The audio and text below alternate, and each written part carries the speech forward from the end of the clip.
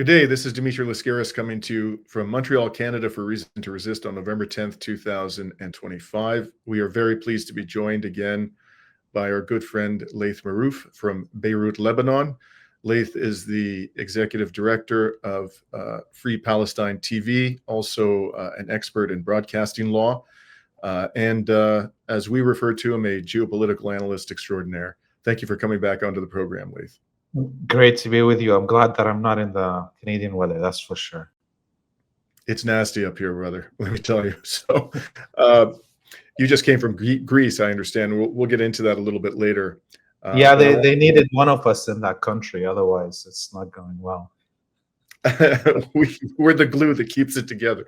So, so I want to start by talking to you not about things that are happening today in West Asia, but the political shifts that are happening in the United States. And I have to say that I have been almost transfixed by this debate that's going on the right in the United States, and particularly the critiques of Israel we're hearing from people like Candace Owens and Tucker Carlson. They are very pointed critiques. They are relentless. Their following appears to be growing. I think Candace Owens just achieved the status of having the largest podcast in the world by audience. She announced that a few days ago. So her message is resonating, and she spent a lot of time nowadays talking about Israel. That seems to be the number one priority for her program. So I'm going to show you a clip, Laith, which I think is quite typical of the kinds of things she's been saying. This was from an episode she published 2 or 3 days ago. And in this episode, she's talking about this creep named Josh Hammer, who you look at him, you wouldn't necessarily believe it's true, but he's apparently a senior editor at large for Newsweek, one of the most storied and reputable news organizations in the United States. Here's what she had to say.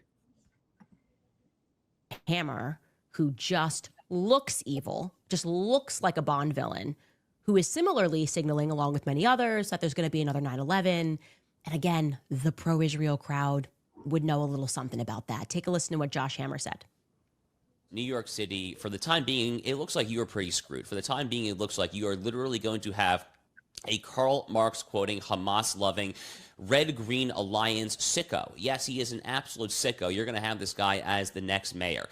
A quarter century, just under a quarter century, actually, after 9/11, after the largest Islamic mass terrorist attack in global history, certainly in American history, but find me another single casualty event that killed that many people as were tragically killed on September 11th, 2001, a day that as a native suburban New Yorker myself, I remember all too well. Less than a quarter century later, they are going to have a Muslim mayor, and not merely a Muslim mayor, but a Muslim mayor who has refused repeatedly to utterly condemn things such as globalize the Intifada, who injected his unique far-left, noxious brand of Middle East politics, somehow injected that into a municipal election there for various identitarian identity politics reasons there. Who are you more afraid of as an American, Muslims or Zionists? I'm going to go ahead and say Zionists for me personally, because like whenever they get on this thing where they start talking about like there's going to be a war, whenever they start itching for a war, like they want a regime change in Iran, they find a reason that something happens and suddenly our boys are being sent. So what I will say is your best guard against this is just to refuse to fight in the war that I think they're foreshadowing. Just refuse, honestly. Wow. So just before I ask you to weigh in on this, Laith, she was the lunatic. Hard to believe that man is a senior editor at large of Newsweek. Anyways, he was obviously ranting and raving about the election of Zoran Mamdani in New York City.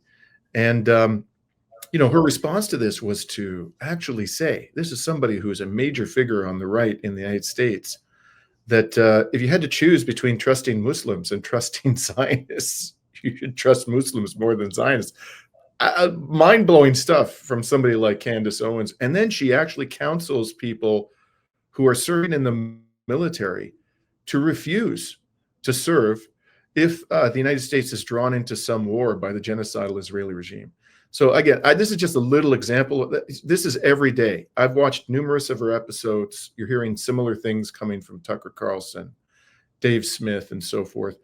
Do you think that we are seeing a change in the political discourse in the United States, which spells real trouble, serious trouble for Israel? Well, at least on the right-wing part of the empire, the United States specifically part of the empire, there's definitely right now a split between the Israel first and the America first people. I think this is all thanks to the steadfastness of people in Gaza who withstood the combined might of the empire for 2 years to a standstill in this battle, and to the multitude of citizen journalists that were streaming to us the crimes of the Zionists and the empire behind them, as well as the many independent journalists that did the work of education. But here's the thing that I want to say here, and I think maybe I'll differ a little bit on your position here. I think us seeing Candace Owens and Tucker Carlson take these positions is a clear indication of the failures of the alternative left media in the world. We are seeing basically the ultra-right independent media landscape do the things that we dreamt about for decades that the left media would be doing, to be able to speak in such clear language and blaming the Zionists for every ill in society, which is the truth. The Zionists are responsible for all ills, not only in the West, but on the whole planet currently. This language is barred within the leftist landscape of media. So this, absence of principled, courageous leftist media producers on the global scale has opened the space for people like Candace Owens and Tucker Carlson to fill that gap.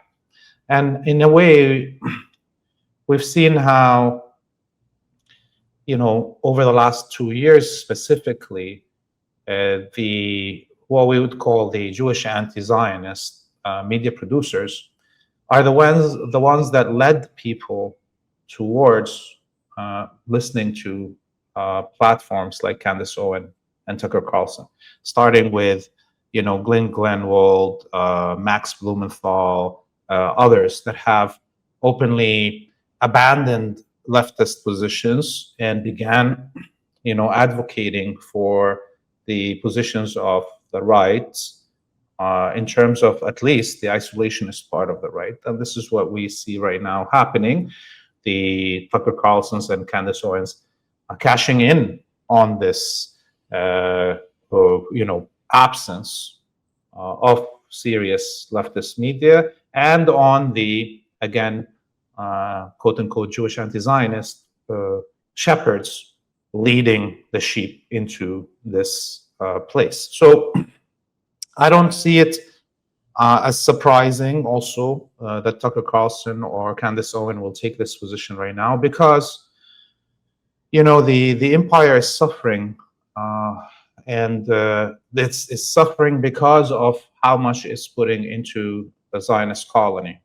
The West lost all credibility over the last 2 years, and the media in general lost all credibility, willingly sacrificing themselves and their credibility to sustain the Zionist colony. The Western elite have punished their own citizens by stripping them of their supposed constitutional rights, like freedom of speech, freedom of assembly, freedom of political affiliation or religious practice, all for sustaining the Zionist colony, which is all illogical from a sovereign state position. So Tucker Carlson and Candace Owens are seeing the empire collapse, not because the empire doesn't have the ability to sustain itself, but because the empire is sacrificing itself for the Zionist colony. And this may have, maybe some people would argue, well, Israel is the bulwark of control of North Africa and Western Asia. This is why the empire can't get rid of it. But, right now, the whole Arabic world is practically under American direct control. And the major Muslim states like Turkey or Saudi or whatever are also under full 100% imperial control. So there's no need for even the existence of Israel. These Turkey and Saudi and Egypt can oppress the Arabic and Muslim masses on behalf of the United States and control the waterways and the oil on behalf of the United States with or without the existence of Israel. So even from a political, military point of view, doesn't make sense, the existence of Israel. So yes, I think Candace Owens and Tucker Carlson and the crew around them, these new ultra-right, sovereigntist media are correct. They want to save their empire. They want to save their living standards. They want to save their states. And they see that the only thing that is working against that is the existence of the Zionist colony. So how would the left have done the same? How would the left have done the same and been able to guide the masses in the West into coming to these same conclusions that Candace Owens and Tucker Carlson are now showing them? Is by, number one, those same anti-Zionist media personalities that shepherded the masses into the right should have taken the responsibility that is there on them as declared Jews, as self-declared Jews, to take the confrontation inside the Jewish community instead of just blabbing to the general public about the problems of Zionism and the crimes of Zionism, which we are all doing anyways, with or without the existence of these anti-Zionist Jews. They should have had the honor, the fortitude to start a battle within the Jewish community. That is, the whole Jewish community is being used as a defensive shield for justifying genocide in the Arabic and Muslim world, and the safety and well-being of those Jews is the primary reason that my people are being killed. So because of that, and because these leading anti-Zionist Jewish voices have abandoned their duty and decided to push people towards the ultra-right that has the courage of saying things that they didn't want to say as Jews. You see, this is what's scary about it, I mean, not scary, actually. It's just disgusting that these anti-Zionist Jews didn't have the courage to say the things that Candace Owens and or Tucker Carlson are saying right now, but within a leftist progressive framework. They decided to guide everybody towards these personalities who are right now saying this, the prohibited before. And finally, I would say it is time for all of us to stop even using the word Zionist or Jewish supremacist or Jewish Zionist colony or Jewish state. I think we have to create a leadership within us in terms of positionality and openly call it as it is. This is a Jew Seder, from like Crusader, but Jewish. This is a Jew Seder colony, and the Zionists are Jew Seders. Okay, this is a religious war, as Candace Owens is clearly understanding this. This is a religious war, although us as leftists have tried to pretend that it isn't, just so we can satisfy something. I don't know what it is, that we think that we are higher, more educated, more philosophical. No, it's a religious war, and masses of people have been genocided over the last at least 30 years in the name of Judaism. And we need to shame the Jews into action, even the anti-Zionist Jews. We need to shame them, okay, for their failures in standing inside their own community and taking the battle there. There's a lot to unpack there. So, well, I will say I don't want to get into a debate about this with you, just because it's really kind of tangential to what we're talking about. But I do think that as a practical matter, Israel remains very important to the project of hegemony in the region of West Asia. I think part of the reason why you have these regimes in power in so many Arab and Muslim states in the region is because of Israel. Israel plays an important part in propping them up and in destroying anybody who, is interested in pursuing sovereignty. Look at the role that Israel played in bringing to power al-Julani in Syria. Played a key role in that happening. Maybe it was the most important contributing factor to the rise to power of that head chopper. But so, and for a variety of other reasons, I do think that the United States government wants Israel to do the things that it does. And it wants Israel to do the things that it does for reasons that ultimately have little to nothing to do with Zionism. It's just naked raw power. And they use Zionism, from my perspective, as an ideological cover for what is just basically, theft, open theft of resources and land by people who have a lot of money and power. But again, if we get into this debate, we're going to go down a rabbit hole and avoid the thing that I really want to focus on today, which is what does this all mean for the future of, the Palestinian cause and for the rights and freedoms of Arab peoples generally. The other thing I'll say is, yeah, I agree with you that it's a religious war, but it's a particular, the religion can mean, a particular religion can mean many things to many people. And there is a particular view of Judaism that is espoused by Israel and its supporters. But there's another view of Judaism, which is, I think, antithetical to that version of Judaism. And you see this in the Christian religion as well. You see people who ascribe to a version of Christianity, which from my perspective, someone who's read the New Testament 7 times, is profoundly contrary to the core teachings of Jesus of Nazareth. There are people within Islam who have a view of, these Wahhabi death cultists, for example. They call themselves Muslim. They have a view of Islam which is profoundly contrary, I'm sure, to the one that you and many other Muslims espouse. So a religious war, I would say yes, but it's a particular version of religion which I personally believe is a bastardization of the core values of the religion. But that, again, this is kind of secondary to the main thing I want to talk to you about, which is, what do you think this all is going to mean for U.S. government support for Israel? Do you think this is a temporary phenomenon, and ultimately we'll call them the Zionists within the United States political elite are going to overcome this upsurge in dissent on the right? Or do you think this marks a permanent shift in the political landscape for Israel in the United States? Clearly, the Zionists have lost control completely. First off, Democratic Party committed suicide, and then now we have this civil, war almost split within the Republican Party.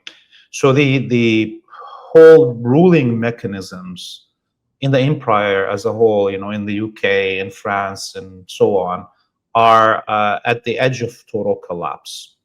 Okay, so we may see some good news coming soon. And hearing Candace Owens call for people to refuse to serve, I think is actually the highest statement that I've heard, even from this ultra-right spaces right now. And what is missing, and I think will come soon, is a call for arms. Okay, we have right now fascist gangs running around the streets of the United States called ICE, kidnapping people in unmarked cars, unidentified faces, and disappearing them to who knows where people can't even find those who are being disappeared. So we're at this point where there is no political structures that are stable enough to control the population, where the propaganda machines are collapsing, and where thuggery and is becoming the norm on the streets. I think we also need to harp on the weakness right now of the Zionists because they're so exposed.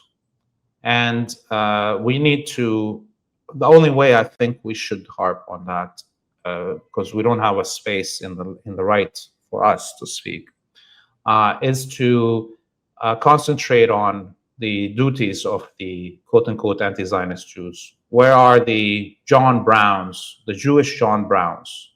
You know, there was during slavery, white people, American citizens, Christians, that said, well, you know what, this is not the Christianity I know, this is not what the democracy that I'm envisioning is, and carried arms to help enslaved people reach liberation, and that triggered a civil war in the United States.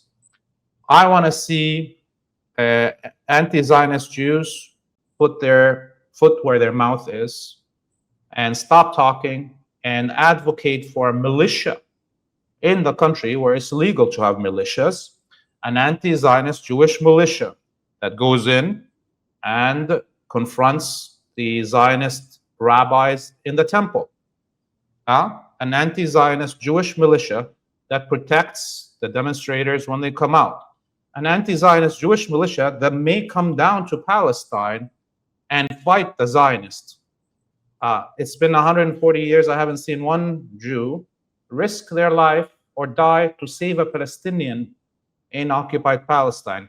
It was hundreds of thousands of Germans that risked their life to hide Jews during the Holocaust. Do we know any Jewish Schindler? Do we know one Jewish Schindler in 140 years? So we need to push that. And this is where the only safe space right now for the Zionists is control of the Jewish community. Everywhere else, we have managed to make it a contested space, the least of it, whether it's the battleground in Western Asia, North Africa, and or the electoral system of the West or the streets of the West. The only safe space for the Zionists right now is the Jewish community, in the diaspora specifically. And that's something that I can't go into the synagogue and pull out that rabbi that's preaching hate. That's the job of Jews that claim to love their religion and want to save it. If they don't, this is the difference between, even Christianity or Islam having these fascists like the Wahhabi death squads or the Nazis or the Crusaders. There was always somebody in Christianity and in Islam till today that is willing to die to save the honor of his religion. Look at the priests in Central America, like Romeo and others that were assassinated and killed and risked their life to save indigenous people being killed in the name of Christianity. Similarly, look at the millions of Muslims that picked up arms to protect the honor of Islam and fought the Wahhabi death squads all over. So where is the equivalent in Judaism? If there's not, this is where I think any of those who are listening to us need to understand that are Jewish anti-Zionist. If they're not, the shepherding by the Glenwolds, the Blumenthals of the masses into the hands and the platforms of Candace Owens and Tucker Carlson will lead to a new Holocaust from the outside. When the time comes, and everybody knows, is Israel is the cause of the collapse of the empire, those masses will go hunting for Jews because they will be to blame for the collapse of the empire. So given that the Mattes, the Blumenthals, the Greenwalds don't have the fortitude to actually confront within their community Zionist control, the end is already foretold. I can see Jews being lynched in the streets of London, in the streets of Paris, in the streets of New York, because they will be to blame for the collapse of the empire. So we need new voices within the Jewish anti-Zionist camp that actually recognize the responsibility that these other pundits, Jewish anti-Zionist pundits, have relegated. We need them to stand up and advocate their members of their community to have a confrontation, a clash within Jewish spaces to liberate it from Zionism. It's interesting that one of the perhaps the most controversial aspect of what is happening on the right in the United States is that Tucker Carlson and I think Candace Owens as well have more or less, I wouldn't say they've embraced Nick Fuentes, but they have certainly been willing to treat him respectfully and give him a platform on their very large platforms. I don't know a hell of a lot about Nick Fuentes until very recently. I'd never even heard of him, but based on the little I do know, that man is hostile to the Jewish community. He's not just hostile to Israel. He's hostile to the Jewish community. And I share your concern that the Jewish community is being set up for violent anti-Semitism. But I think that a lot of that is due to the fact, Laith, that where I place the primary responsibility is both Jewish and non-Jewish Zionists characterizing Israel as being representative of the Jewish people, constantly referring to it as the Jewish state, saying it's a sanctuary for the Jews, equating Zionism and Judaism. That's where the primary culpability lies, in my view, for this growing danger that Jews are confronting in the West. I think a lot of what they call anti-Semitism today, the vast majority of it, what Zionists say is anti-Semitism, is just opposition to genocide and support for the Palestinian people. But there are signs that people are increasingly conflating Judaism and Zionism, because that's exactly what we've been told to do by Zionists. And anybody who contests that claim that they're the same thing is vilified, is marginalized, their careers are destroyed, their jobs are lost. So that is very dangerous to the Jewish community. I have no doubt about that. And I hope that we will understand, we'll come to understand as a society very soon that the ultimate victims, well, not the ultimate, but that the Jewish people will themselves become victims of this narrative, inevitably, that Judaism and Zionism are one and the same. I think it's important that someone of your perspective who lives in the region, who is Arabic, who is of Palestinian origin, who has witnessed day after day after day the horrors being inflicted upon the peoples of the region there in Lebanon where you are, I think it's very important that your perspective be heard. And not just you personally, but this is the reason why on this program we devote a lot more time and energy to interviewing people from the global South than we do to interviewing people from the West, because their voices are not heard often enough. And I have to tell you that in my travels in West Asia over the last 2 years, these 2 years of this satanic genocide, I've heard very similar sentiments from other people in the region. And it's important that we understand why people have these sentiments, whether or not we agree with them. So I thank you for your candor. And I know it's not easy for anybody to say those sorts of things in the Western political discourse. And I hope that people, whether or not they agree with you, will think carefully about why you've expressed this perspective.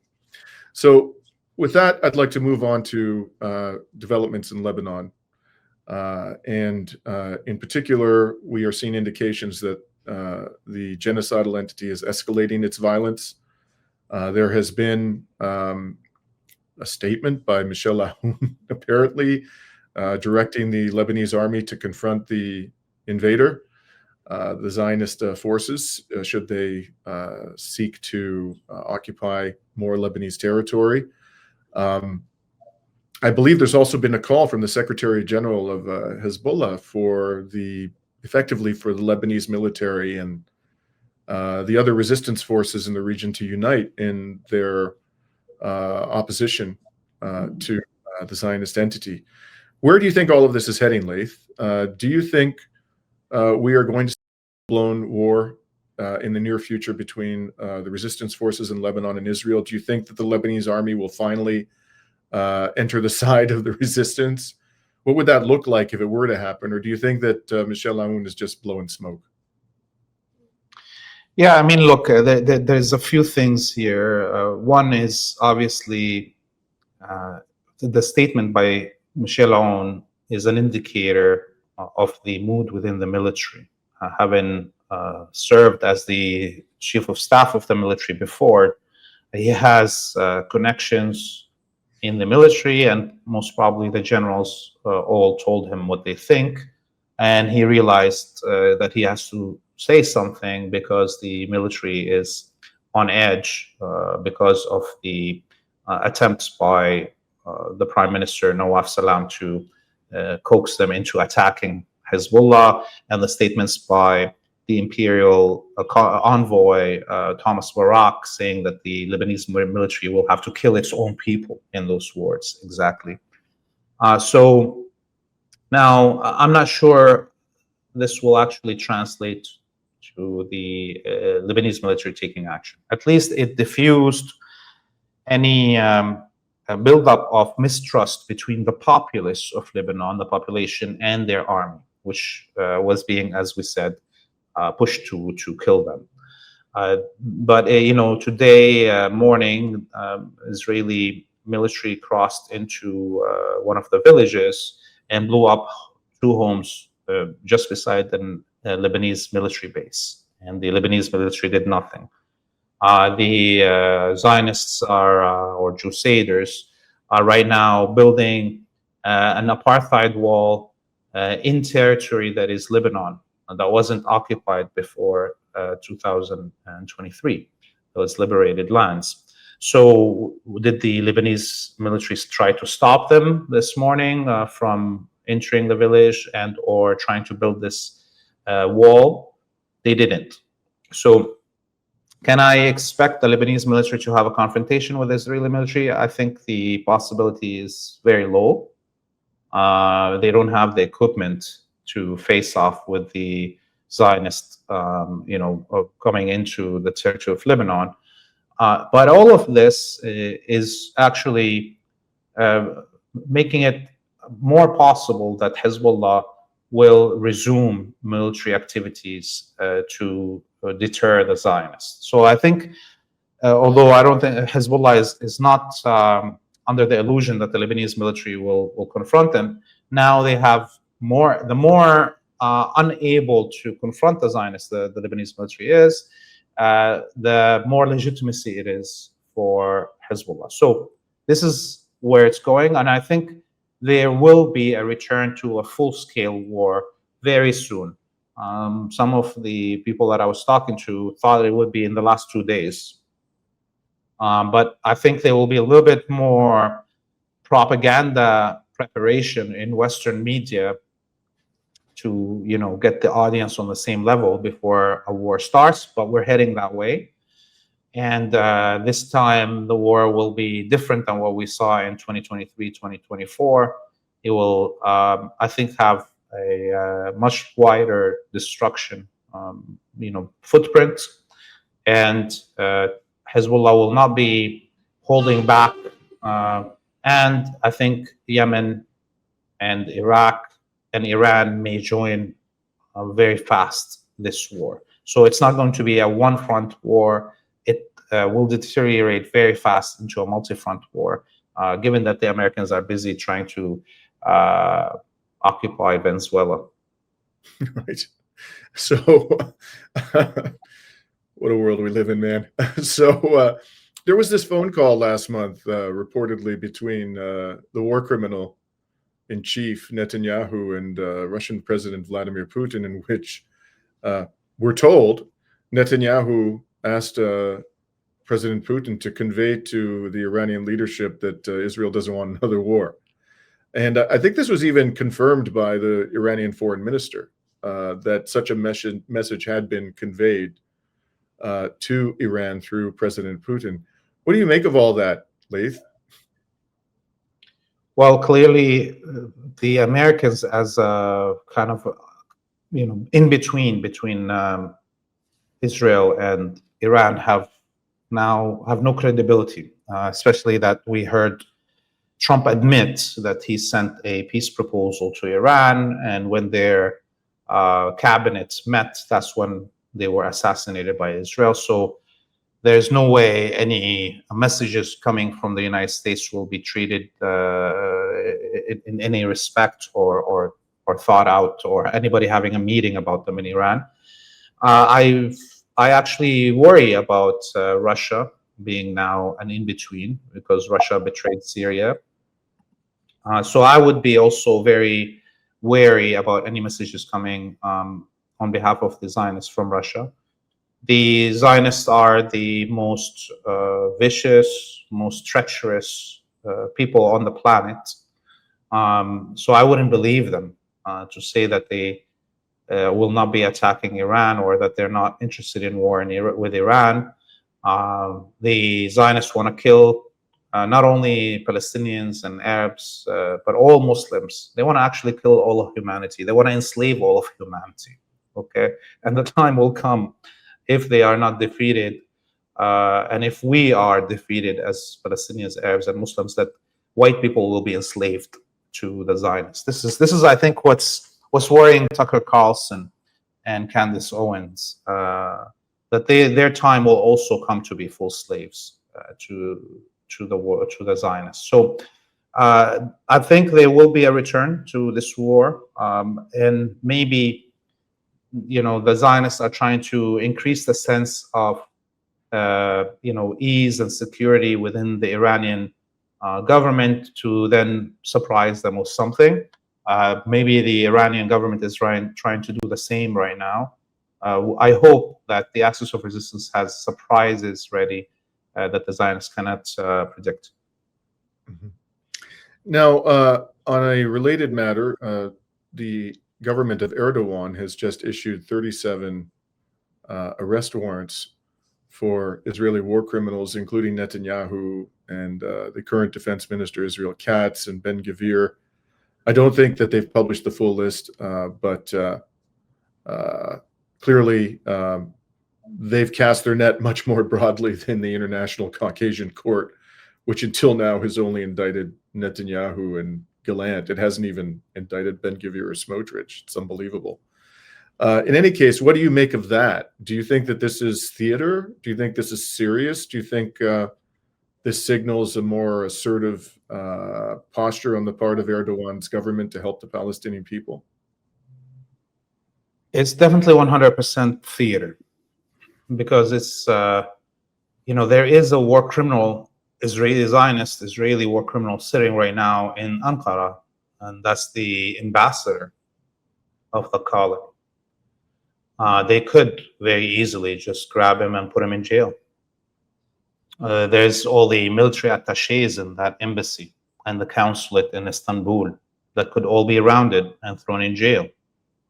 So they're just throwing something that is impossible for them to do as a propaganda ploy to try to diffuse some of the anger in the streets of Turkey, and to kind of recapture much of the Muslim audience that has seen how since the fall of Syria, Turkey didn't do nothing, although it occupies huge swaths of Syria, of confronting the Zionists that are advancing in South Syria. So this is just a propaganda ploy. We know that 2/3 of all the oil that the Zionist colony uses comes through Turkish ports, being pumped from Azerbaijan, looted from North Iraq and North Syria, and through even Kazakhstan, which is now signing the Abraham Accords. And Turkey is kind of the American spearhead into Turkic, Mongolic Central Asia. So Kazakhstan wouldn't have signed that Abraham Accord if it wasn't for Turkey, letting them or pushing them to do this. So no, Turkey as a state and as a governing elite are in bed 100% with the Zionists, and they want to see more Arabs killed, so they can control our land just like the Zionists have.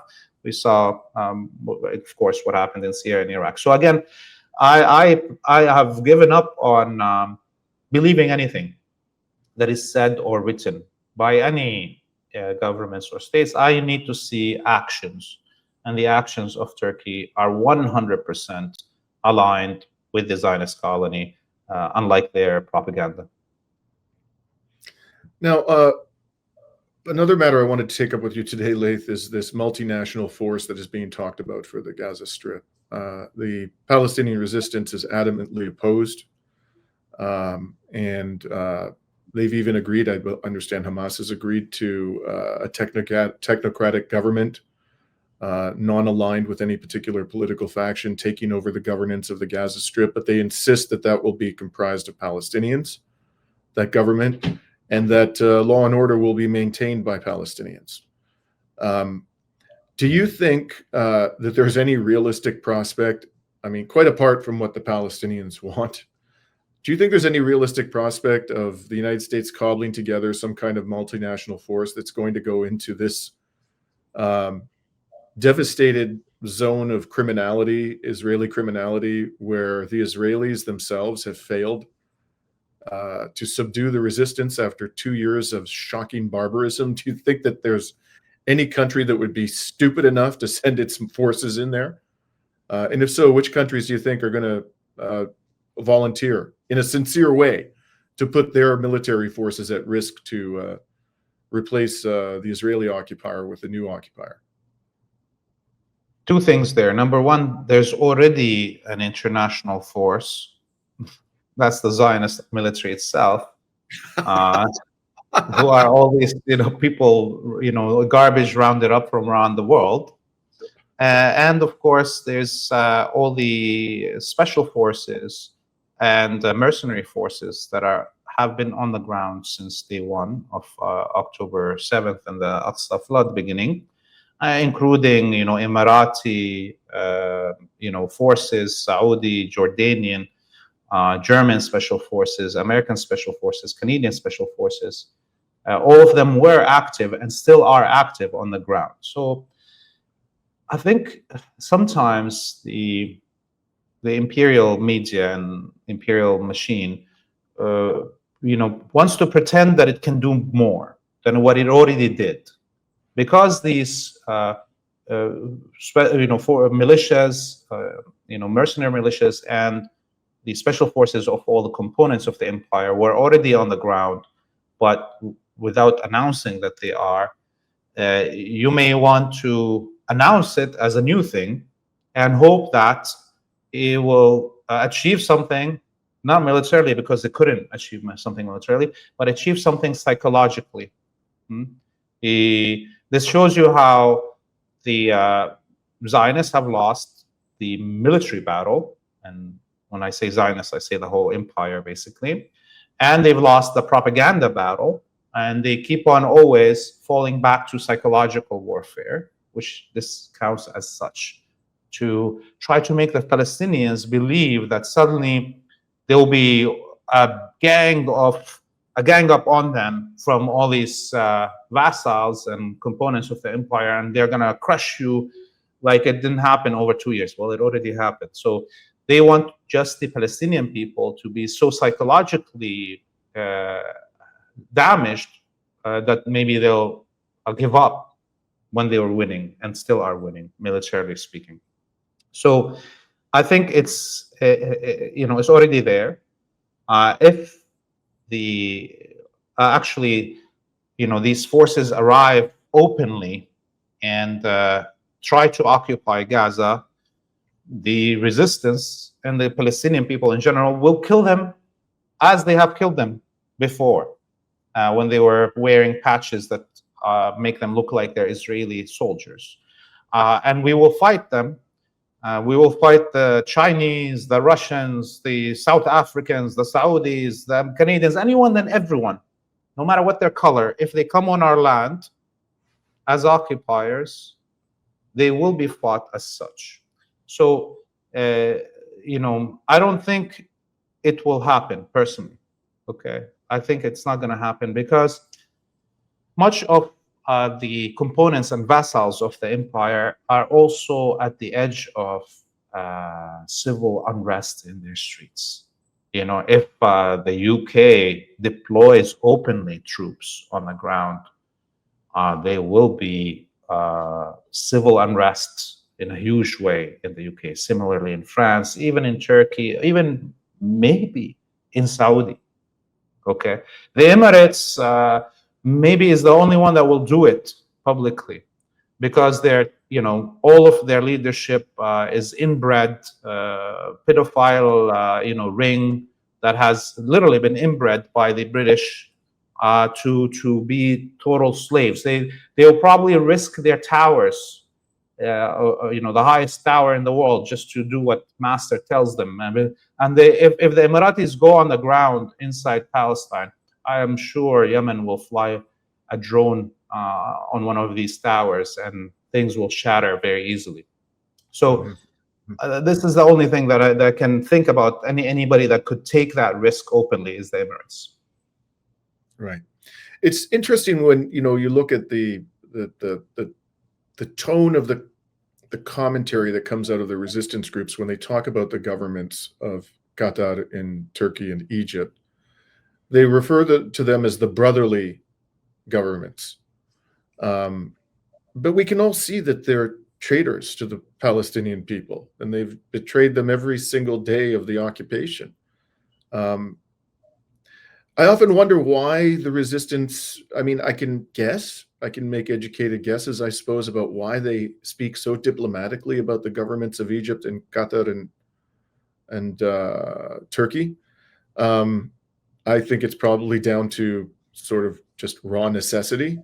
They have to maintain a diplomatic relationship with them because they have no other alternative. What is your take on that? Because the kind of things I hear coming from you about these Western-backed regimes in the Arab and Muslim world, with which I completely agree, I don't hear that coming from the leaders of the Palestinian resistance. Why is that? Two reasons. Number one, of course, that there's millions of Palestinians living in those countries, many of them being refugees that would suffer immensely if the resistance speaks in the way that I speak. And because all the Arabic leaders and states that used to speak in this way have been assassinated, killed, raped on television, like Muammar Gaddafi, and the Arabic republics that were the bulwark of the battle against the regressive regimes, vassal regimes in the Arabic and Muslim world, have been destroyed. You know, there's no more Syria, there's no more Iraq, there's no more Egypt of Abdel Nasser, there's no more Libya, there's no more Yemen. So in a way, like, there has to be a Arabic or Muslim state the size of Egypt or Iran that speaks in this way. Now Iran is almost left by itself in the whole Muslim world as a sovereign country with military capabilities and resources to still criticize, but they are also alone. So you can see even their language over the last 3-4 years at least, shifting and trying to be more conciliatory with the Gulf regimes.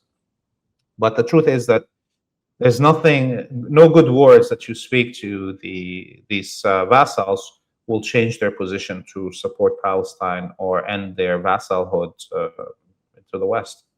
Mm-hmm. And lastly, I wanted to talk to you about the West Bank, Laith. You know, well, first of all, can you tell us whether there's been any progress in getting your Free Palestine TV's reporting staff up and running again, or is that simply an impossibility at this stage? And whether or not they've been able to become active and open in their fearless journalism again, what have you gleaned about what is currently happening in the West Bank? In terms of FPTV, we haven't been able to reactivate our crews there. Many of the amazing journalists are doing their work still, but not in the name of Free Palestine TV. You can follow many of them on social media. The situation in the West Bank is just getting worse.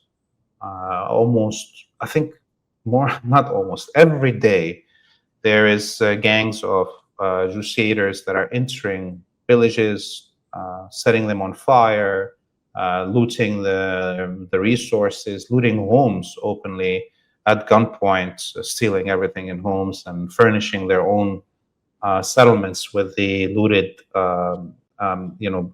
things from these homes, setting whole ancient orchards on fire, cutting trees.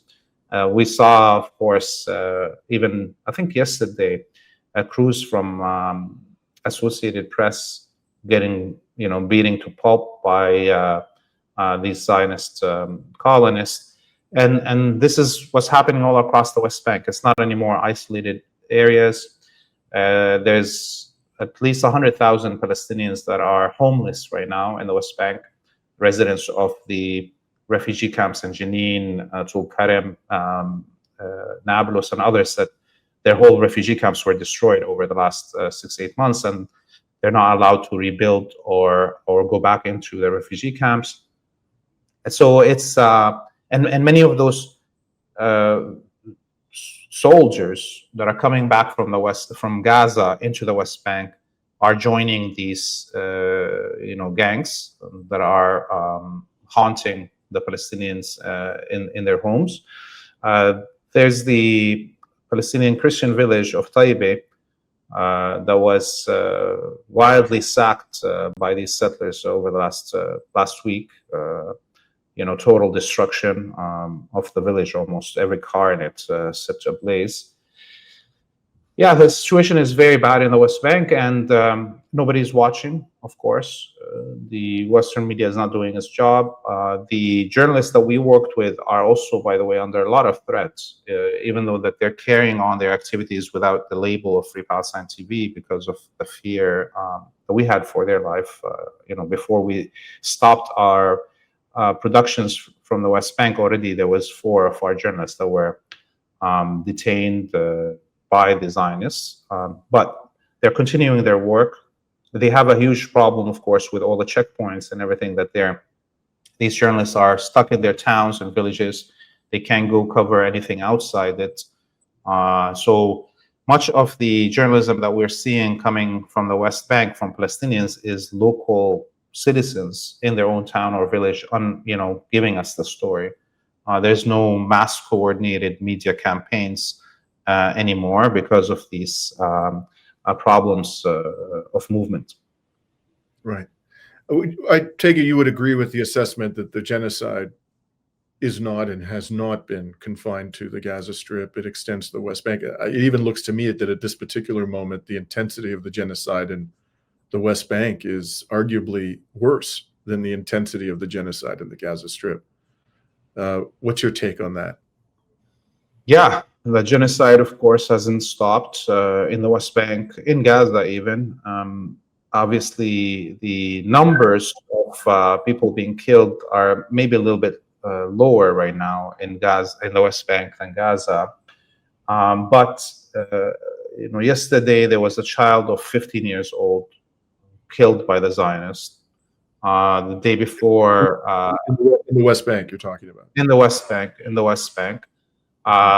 There was an elderly woman that these fascist gangs crashed into her house just outside Hebron and beat her to death also. A woman in her late 70s. This is happening on a daily basis, killings of innocent civilians. The I think some of the viewers may have watched. There was at least 2 videos over the last 2 weeks of children being beaten by soldiers and having their bikes stolen from them, by these crazy soldiers, quote unquote soldiers. So it is a free for all. And I think, look, just so we don't forget Canada and connection to these soldiers, that story of the Israeli soldier that's touring right now, Canada, and who assaulted peaceful protesters at Toronto Metropolitan University. Yes, yes. Right. And the one who was claimed by the entire Canadian political elite to be a victim of anti-Semitism, that terrorist, is that the one you're talking about?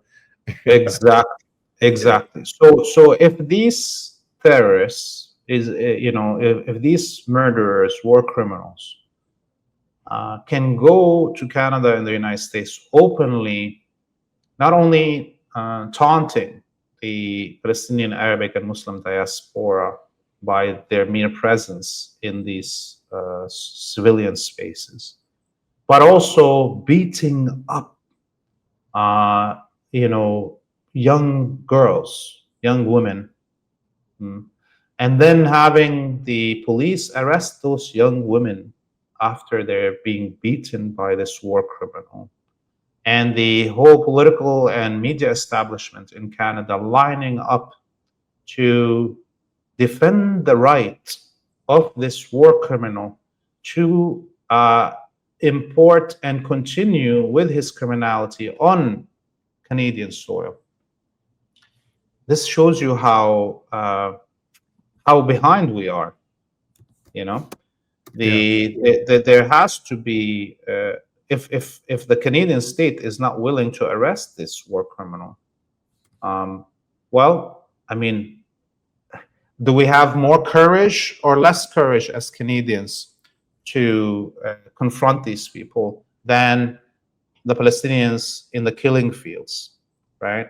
I think the Canadian movements, labor unions, student unions, rights movements, and the activists and should be actually making sure that such a soldier, war criminal, does not feel safe in Canada by himself. Right.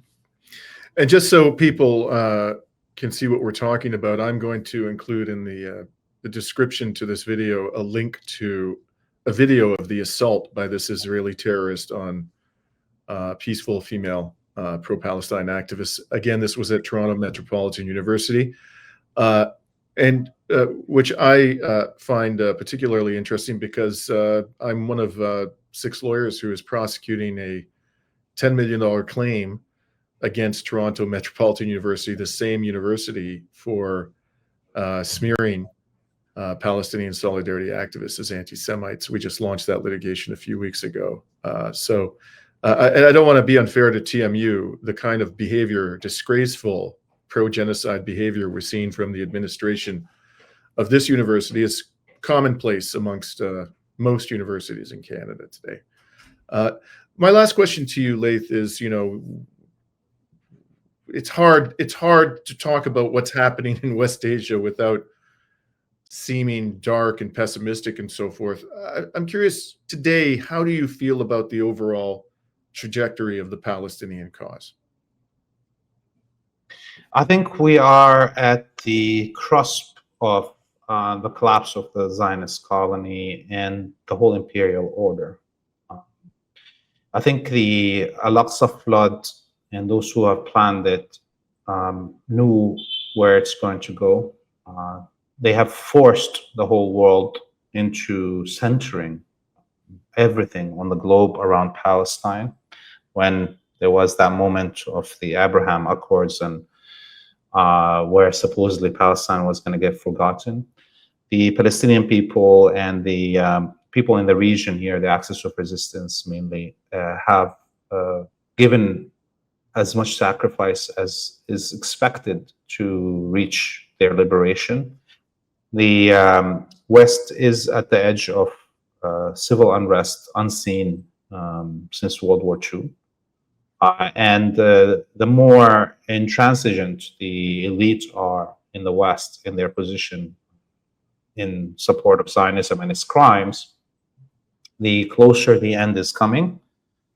I know there's a huge amount of death and huge amount of repression even for populations in imperialist domains. Look at those kids that we just talked about at the university, what happened to them. But these are all indicators of weakness of the empire and the Zionist colony. Having said that, I know there is going to be much more death, much more destruction coming on the way, maybe even on a bigger scale than we already saw, because these Zionists are not going to let go without a full fight.